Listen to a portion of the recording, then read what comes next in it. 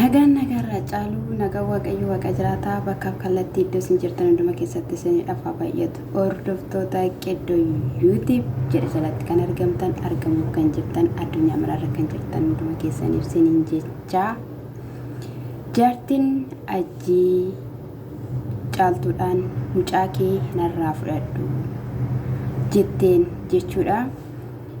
Caltuun immoo lakkii ani mucaan si harkaa fuudhu hin jiru. Mucaa kan maaliin si harkaa fuudha jetteen jechuudha. Isaan dura viidiyoo waraabuudhaan dura walii galanii akka ishiin mucaa fiduudhaaf deemte Caltuun immoo gara hojii akka deemtedha jechuudha. Dhugaadhumaanii mucaan Caltuu jaartii ajjii akka harkaa akka jirtudha jechuudha kan dubbatamaa jirus kan ishiin dubbachaa jirtus kana gidduutti mucaan Caltuu dhukkubsattee turte namas hin fakkaattu baay'ee huqqatteetti lafee gogaatti baatee jirti kanaaf iyyuu Caltuun mucaan harkaa fudhachuu qabdi waan tokko akkana harkatti hin taane jette jechuudha. Baay'ee nama ajaa'iba jechuudha yeroo ani beeku jechuudha akka kootti baay'ee natti dhaga'amira jechuudha. Mucaa waggaa 2 hin guunne daa'ima asiif achi fuudhanii akka barbaadan godhanii jechuudha. Yeroo akkatti itti taphatan dhugaa dubbachuuf baay'ee namatti dhaga'ama jechuudha. Namoonni baay'eenis immoo Caltuudhaaf gaafa komentii barreessan Caltuu mucaa kee fudhadhu harkaa mucaa kee fudhadhu harkaa mucaa kee fudhadhu harkaa kan jedhu ni barreessu jechuudha. Mucaan kun dirqama marmaraan irratti gaggeeffamuu qaba. Sababiin isaayyuu wanta taatee wanta ishiin itti gootee wanta isaan itti godhanii oliif gad asiifachi bubbutanii dirqama marmaramuu qabdi jechuudha. Caltuun osoo akkuma ishiin fiddee Caltuutti kennite kana harkaa fuuteetti ta'ee boru mucaan ishii waan tokko yoo harkatti taateetti ta'e akkasumas immoo mana sana keessatti illee natsaaninati illee amma qabaachaa jirtu kanallee Caltuun hin qabaattu jechuudha. Mucaa kee argatteetta gadi ba'e jedhaniini lama ta'anii ajjiidhiisi jaartiin ajjiisi tumanii gadi ofirraa gadi baasu jechuudha. Kanaaf iyyuu Caltuun gaafa mucaa kee fudhattu dirqama marmaraa irratti gaggeessuu qabda jechuudha. Isa kanaadhaanii ati mucaa kee hin barbaaddu ennaan egaa hin barbaadu jettee anis akkattiin si harkaan fuudhu mana poolisii deemteetu achitti mucaan koo marmaraa taasifamtee si harkaa fuudha malee callisee si harkaan fuudhu jetteen jechuudha. Inni immoo ati immoo du'a mucaa hawwitu in harkatti waan tokko taate jettu kuni innati sodaatti maalii innati si sodaachisee akkati mucaa Caltuu gara Caltuutti deebistu si taasise maalidha. Kaleessa hoo mucaan Caltuu harka koo galteetti. Kana booddee ishiin waan fiddu tokkollee hin qabdu akkasumaan shubbisti malee harka koo keessatti galchira mucaa adda fudhattee torbaan tokko yoo taatedha jechuudha. Kanaaf iyyuu torbaan tokko gidduutti maal sodaattee maal shakkiteeti Caltuudhaaf mucaa deebisuu barbaadde. Yoo ishiin diddeetti ta'ee kanaaf ol nan deema jettee jirti jechuudha. Ati kan ittiin deemtu obboleettii koo hafuura hamaadhaani humna jallinaatiin deemtaati. Humna jallinaatiin namni kun immoo ammam dadhabdus haa taatu ammam wallaaltus haa taatu ammam gowwaas haa taatu inni nama uume qajeelummaa ishiidhaaf jedhee gatii ni baasaaf. Har'a miidhamuu dandeessi har'a dararri garaagara irra ga'uu danda'a. Mucaa ishees immoo akkuma jettan miitanii beeloftee dheebottee daartee ta'uu danda'a kuukattee ta'uu danda'a. Borummoo seenaa ishee jijjiiree ofuma isheetiif iyyuu kunuunfattee akkuma jetteeyyuu mucaan harkaa fuutee mucaan baay'ee miidhamteetti waan ta'eef suura irratti bahuu hin dandeessu amma yookiin immoo viidiyoodhaan bahuu hin dandeessu. Nan waraaba jedheenanii yoo ishiin illee viidiyoo kanallee miidiyaa irratti argiteetti ta'e haadha waan taateef marmaa ishee cabuu danda'a haruu dandeessi itti dhagahamuu danda'a jette jechuudha. Tole haa ta'u inni rakkoo tokkoyyuu hin qabu edda kana yaadde jechuudha. Har'a yaadde jechuudha. Jechuun yeroo tokko otoo gidduutti seexana taatu otoo gidduutti bineensa taatu immoo deebitee immoo gara namummaatti yeroo ati deebitu nama ajaa'iba jechuudha. Hojiin kee yoomumayyuu galmasiif hin ga'u haa ta'uyyuu maleedha.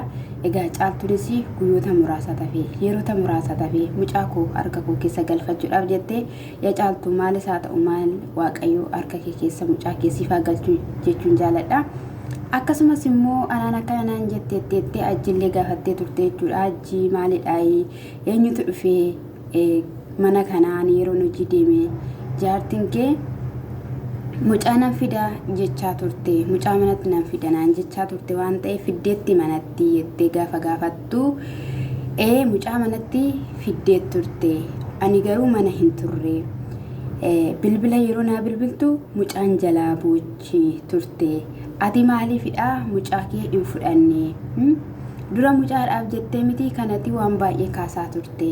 Mucaan immoo fudhu ani fudhu siin jedhee ishiin fudhu siin jette. Ati garuu mucaa fudhachuu hin barbaaddu. Sababni isaa maaliifidha mucaa kee kan hin fudhanne gaafa inni jedhuuni ishiin ani karaa seeraa jalqabeera waan ta'eef seerumti naaf haa xumuru. Seerumti naaf haa fuudhu jennaan ajjin isa dhumaa jedheen ani nan hidhama.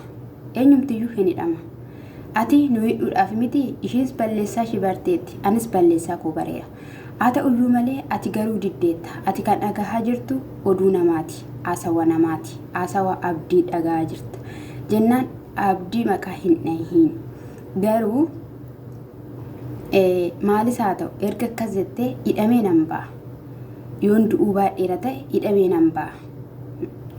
Guyyaan koo ga'uu baannaan garuu namni waan tokko na godhee miidhama wayina irratti uumamee ta'eera taanaan gaafan hidhamee hidhaa sana keessaa bahe ati magaalaa Yaman jedhamtu kana keessa hin jiraattu abadan jedheen jechuudha.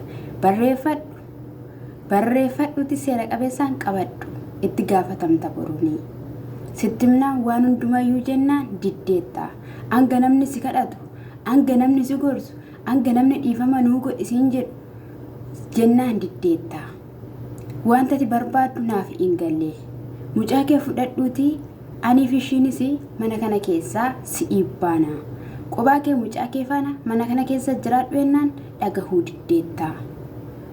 Ati nama raachuudhaaf ishiin qophaatti yeroo manatti deebite nama raachiti. Ati qophaatti nama raachita. Ani maalidha jennaan jalqaba isaa fuudhu balleessite jetteen jechuudha. Caaltuun fuudhu balleessite. Kun immoo hubannaa dhabuu keedha jetteen jechuudha. Inna baay'ee namatti dhaga'ama wanti ta'aa jiru jechuudha. Dhugaa dubbachuuf magaalaa Yaman sana keessatti wanti ta'amaa jiru, wanti hojjetamaa jiru sin ajaa'iba jechuudha. Walii isaanii hin beektanii afaan Oromoo haasa'u ani dhugaa dubbachuudhaaf baay'ee natti dhaga'ama. Inni kaanii ilmoo haadha jalaataa, inni kaan immoo haadha isaa reebsisaa, inni kaan immoo intala isaa reebsisa, ilma isaa reebsisa. Ani kana maal akka ta'e hin beeku, abaarsa maaltu akka laficha jiru jechuudha. Akkas ta'uu hin qabu jechuudha. Wanti nuti ittiin argamne iyyuu hin jiru jechuudha. Waan baay'ee nutti agarsiistan waan baay'ee jechuudha. Gootummaadha, doofummaadha hin beekne garuu dhuma gubbaarratti gaafa xuxumurtanii gagalmaan geggeessanii doofummaa ta'uu isaatii fi gootummaa ta'uu isaa danuu baaftu jenneetu habdii qabna jechuudha. Garuu anarra caala kanatti dhagahamaa jiru mucaa caaltuuti jechuudha. Mucaa caaltuuti jechuudha. Poolisiitti fiddeesii fudhachuudhaaf yookiin immoo wanta sana poolisii nama fakkeenyaaf yoo qabanii fidaniiru yoo ta'e yeroo tokko tokko wanticha sirreessee wantichuma sana sirreessee yeroo inni nama gadi dhiisu jira jechuudha. Guyyaa isaa immoo eeganii yeroo isaa immoo eeganii yeroo waamichi ta'etti immoo yoo ta'eera ta'e namni qoratamee ilaalamee waan baay'eedhaan jechuudha. Wanjala ta'uusaa wanjala sana keessa jiraachuusaa marmaraadhaan beekameetu wanti nuti qoratame yeroo sana hidhaa murtiin itti murtaa jechuudha. Angilleetti kennama jechuudha. Kanaaf egaa suuta jedhamaa jira. Haa ta'uyyuu malee guyyoota 2-3 4 afee kanaan booddee wanti na dhibbisu hin jiru mucaan koos gara koo dhufti jettee jirti jechuudha. Egaa akkaataa isheen ajji harkaa fuutes iddoo sanaa fuutes argitaniittu yoona isheen mucaa kanarratti jechuudha taphtaba ishee taphattabdeetti jechuudha. Maaliif taphattabdii jibba mucaa sanaati yoo jettanii jibba mucaa osoo hin taane jibba haadha jechuudha, jibba caaltuu jechuudha. Inni kunis ittiin gatii baasisuudhaaf caaltuu boochistee argamuu caaltuun boochee akka ishii argitu waan ta'eef yaanni ishiidhaa mucaa kana irratti taphattabdee caaltuudhaan boochisuudhaaf kaayyoon ishiin kaayyeeffanne murtoon ishiin murteeffanne jaartiin ajji jira jedhee yaadu'ani jechuudha. Kanaadhaaf kan ishiin oliif gadi kaachaa jirtu jechuudha. Waan baay'ee xaxaa kan turteef kanaadhaafidha. Haa ta'uyyuu malee egaa waaqayyo gaariidha. Mucaa sana waaqayyo umaan godhini akka yeroo sin suura irratti argitan akka na haadha bira jirtu miti maalii miti jetteetti jechuudha. Egaa kanaafiyyuu waaqayyo beekaadha.